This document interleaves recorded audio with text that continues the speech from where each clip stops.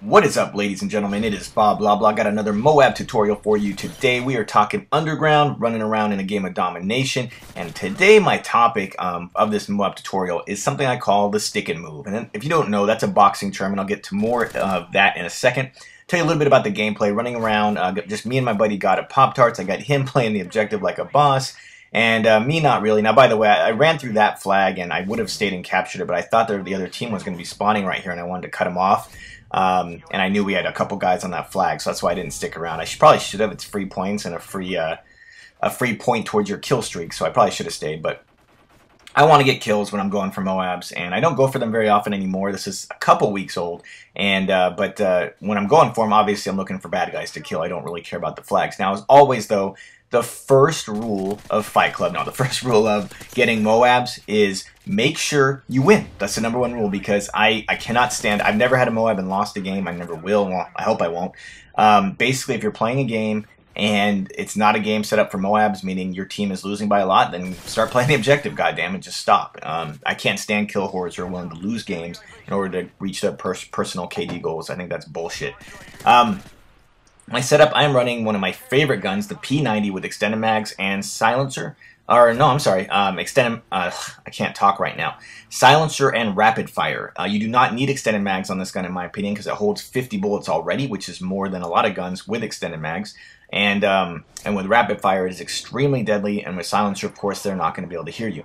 By the way, a little tip there. Do you see how I looked to the left as I ran through there? That's called checking your corners. It's one of the most basic Call of Duty tips, but I can't tell you how many people don't follow that tip. If you're running across an area where someone might be to your left or right, just take a quick glance, and that's called checking your corners.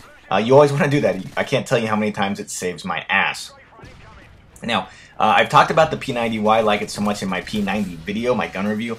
But seriously, that extra ammo, having 50 rounds, means I can spray, I can make mistakes, I can get double and triple sprays. It is such a great gun, and it's really good for getting MOABs because when you're playing, having enough ammo, and having enough ammo when you get in gunfights with 2 or 3 people is gigantic. And if you run out of ammo, obviously you're going to die.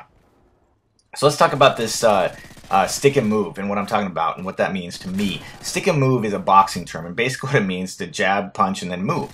You're basically not sticking around, and you're not waiting for them to come and hit you again. And stick and move has been around forever in boxing. Now, in this game, what I would say stick and move is to me is you get a kill and you move, and you get a kill and you move. It's a really simple principle that so many players can't get. So many players are campy, and they'll sit in a corner, they'll sit in one area, and they basically won't do anything, and they'll expect to get a lot of kills that way. Well, generally speaking, unless you're playing a bad team or you have a really good area cornered off, you will get your ass kicked if you camp and sit in one corner. So what you want to do is kill somebody, and every time you kill one person, or or 2 if there happens to be 2 together, you move. You get the hell out of that spot, and don't just move to another corner. That will get you killed a lot too, because people will throw in flashes and such. Move, like you see what I'm doing here? I killed him. Reload, and now I'm going to move all the way to the other side of this area for a second because I heard someone coming. He jumped down, kill him. Now get the hell out of there. Move. Keep on your toes. One of the biggest mistakes that people make when going for MOABs, especially their first MOAB, and by the way, check your corners, see that? I was chasing that guy, but I wasn't going to run blind since I know a lot of people like to come out of that tunnel. When they're trying to go for MOABs, they get too campy. And listen, I'm guilty of that too. A lot of times I will get way too campy. In fact, I do it in a couple situations in this video where I'm a little too cautious. But it's a waste. Do not do that, guys. You have to keep moving. If you sit in one spot, unless you're playing an atrocious team, which does happen sometimes, you'll bed. Now watch this. I'm not entirely sure what happened there. I ran through there, I killed the one guy, turned, that other guy all of a sudden was right there, and I shot him. I don't know where he came from. I think he came from maybe the stairs there. Let me know in the comments if you figure it out. But that's one of those situations where I did get lucky. I think that's really my only super lucky spot in this MOAB, but I've always said it. Every MOAB involves a little bit of luck, sometimes a lot of luck, and I'll take it. I don't care as long as the luck's in my favor. So now, most of the time when I'm trying to get a MOAB on this map, what I'm doing is running around the station here. And the reason I like the station is it's high traffic. No matter what flags they have, no matter where they are, they're going to be running to or through this station usually. It's a very high traffic area. There's a lot of places to move and keep you don't have to sit in one spot to cover it. You can keep moving. Now you see here we're actually getting dominated, which is no fun. But we had a really big lead when I started on my little MOAB streak here, so I wasn't too worried about it. And I knew that the second I got my MOAB, if I got it or if I died, I'd be able to play flags. So even if the game got close, I would be able to certainly give us a pretty big lead once I started playing the objective harder. Now, if you see me, I don't really go after B a whole lot.